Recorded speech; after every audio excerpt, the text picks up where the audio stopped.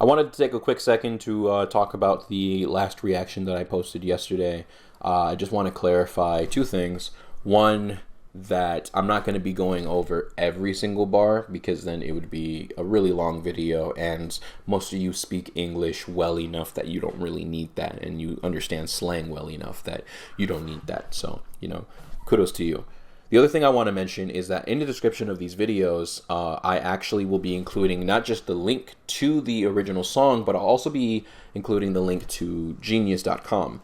Genius.com is a website that has the lyrics for a lot of different types of music. It's not specifically just rap, but what makes Genius.com really interesting is the fact that it actually has annotated lyrics. So if you click on a line that's highlighted that you don't understand, it'll give you an explanation either by the community or by the artist themselves. And everything is fact-checked and approved in order to get posted and whatnot. So just wanted to bring that to your attention. And without further ado, track number 2 on Premonition, Bowser's Castle.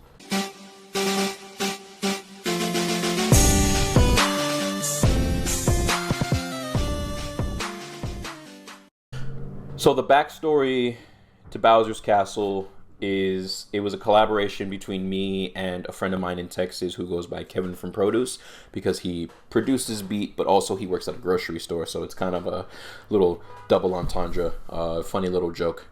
And Kevin actually sent me this beat as the first thing that we had worked on that I can remember. We did like 2 or 3 songs together at the same time.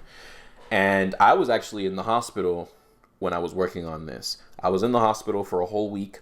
I didn't have anything to do, but I made sure that I brought my laptop, and I was able to sneak in my microphone as well. So I was writing this and sending him like rough drafts and stuff, and we worked on this while I was recovering. So cool little fun fact. He was trying to get some feedback on the beat, and somebody told him that it sounded like the Bowser's Castle theme from the Nintendo 64. So I said, fuck it, let's run with that. And this is what I did with it.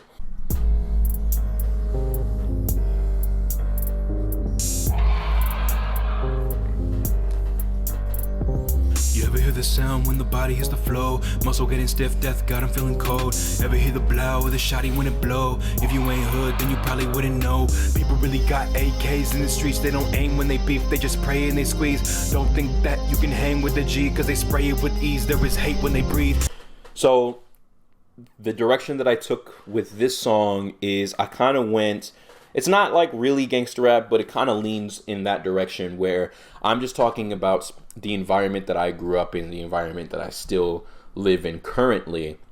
This is the side of LA that I've always been to. LA is a great city and everything, but people oftentimes neglect the really rough parts, and that never gets talked about. So I, just like a lot of the rappers throughout history, wanted to kind of put a spotlight on that and said, hey, this is what's going on here. As I go through, I'm going to end up, throwing in a little couple of different Mario lines as well. But I wanted to also show you guys the rhyme scheme and the pattern here, because it's not just rhyming the very last word of every line, right? I'm hitting multiple syllables throughout all of the different phrases. People really got AKs in these streets. They don't aim when they beef. They just spray and they squeeze, kind of thing. So it's nice that if you want to take your writing to another level, that kind of thing is really important to do. Creeping on you, yeah, they creeping on you. Please listen to me, let me inform you. Evil grin like a boo when they sneaking on you. Let them spill your blood or leave them bleeding on you. Can't trust no one, you gotta keep aloof. Look at all the dead homies if you need proof. This is the type of violence you don't see on the news. So stay like Mario and keep the tools. And that's actually a really true sentiment, is there's a lot of different things that we experience in these more impoverished neighborhoods that never gets highlighted in the media, not even on the local news networks. For example, there was a lot of different times where people got murdered right outside my house, or people got murdered a block away, right down the street, right by my school, and it was never covered. One moment in particular that I can think of is a friend of mine, one of my upperclassmen. They were going home with somebody, and as part of a gang initiation, this new gang member had to stab an innocent person. So they stabbed her friend, And he sat there right across the street from our high school, and he bled out and died in her arms. But that was never talked about, and that was never covered, even though the police got there and all that on other unfortunate stuff. So this is the kind of life that we live. King of the shells like Bowser, raise hell like Bowser, come through with goons like Bowser, spell doom like Bowser. So the obvious like connection here is the chorus is a double entendre with the word shell, right? Because Bowser is the King Koopa and he has a shell, but the slang word for shell refers to the bullets of a gun. So if I'm firing a lot of guns, if I have a lot of guns and I'm like stacked to the roof with ammunition, I'm king of the shells, just like Bowser is. Yeah. Beg to survive, but these guys pull the steel. Best close your eyes, cause your life going still. Gone with no cause, dog, they shoot to kill. Can't dodge the barrage, these are not bullet bills. Easy to have people coming for you. They go brah, brah, brah, like they drumming for you. Saying a game when they run up on you. Your life ends if you ain't got a one up on you. So the line there is the reference to the green mushroom that gives you an extra life. But to one-up somebody is to have an advantage over them. So if you don't have an advantage over the opposition, then you're going to die in that situation 9 times out of 10. So you always want to come prepared for anything possible. Some women live like the Mario Bros. Things that they've been through, man, God only knows. Struggling cause they ain't got any goals. The purpose is to go hop on a pole. Some people have to do... That line is actually a reference to both a Tupac and a Kendrick Lamar song. The Kendrick Lamar song that I was inspired by was, I believe, Keisha's song, and it was the story of a girl from his neighborhood where her mom was dating this new guy, and he unfortunately molested the daughter and fed her cocaine when she was like 11, 12 years old. And because of that terrible experience, she might have been younger than that actually, but because of that experience, she went on to become a prostitute and to do all types of sex work throughout their youth, even though she was underage and whatnot. And it's a really amazing, deep song. He has like 5 different verses or whatever in just 2 minutes, and he tells so much. I can't recommend it enough.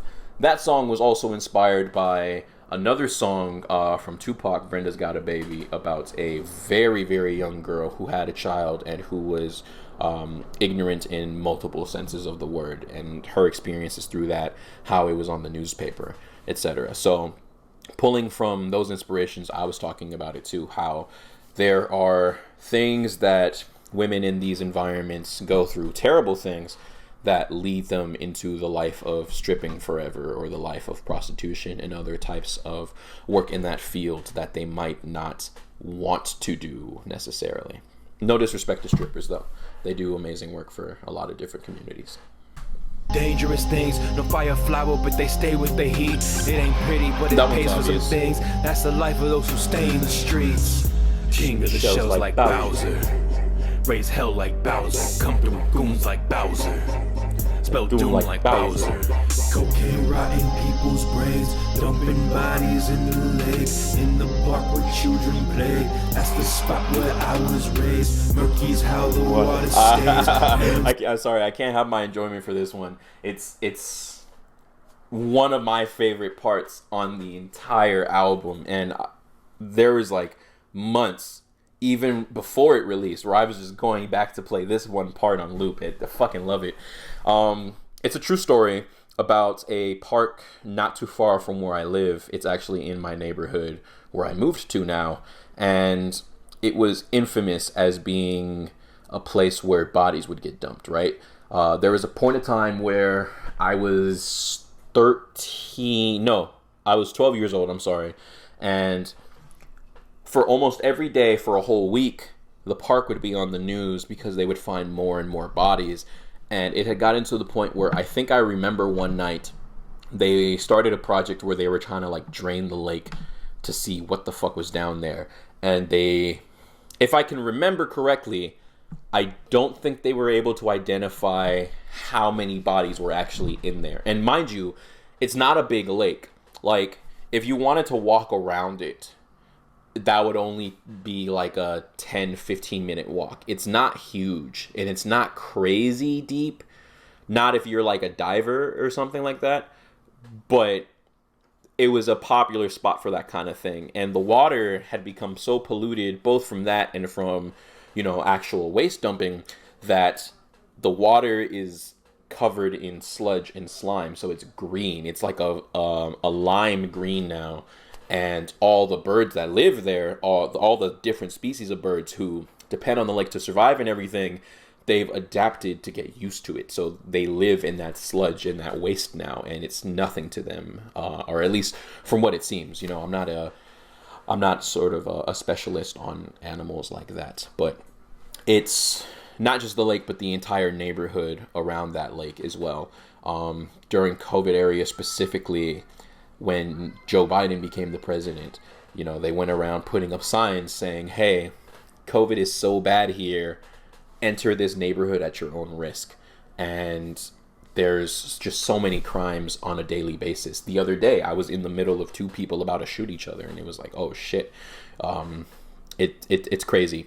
There's a police station not too far from here, but this is the neighborhood that no cop wants to come to, I could go on and on with the stories of this, but I wanted to take that and give you that same sort of grimy feeling in a song, and that's another reason why this section is a piece of music that I'm in love with.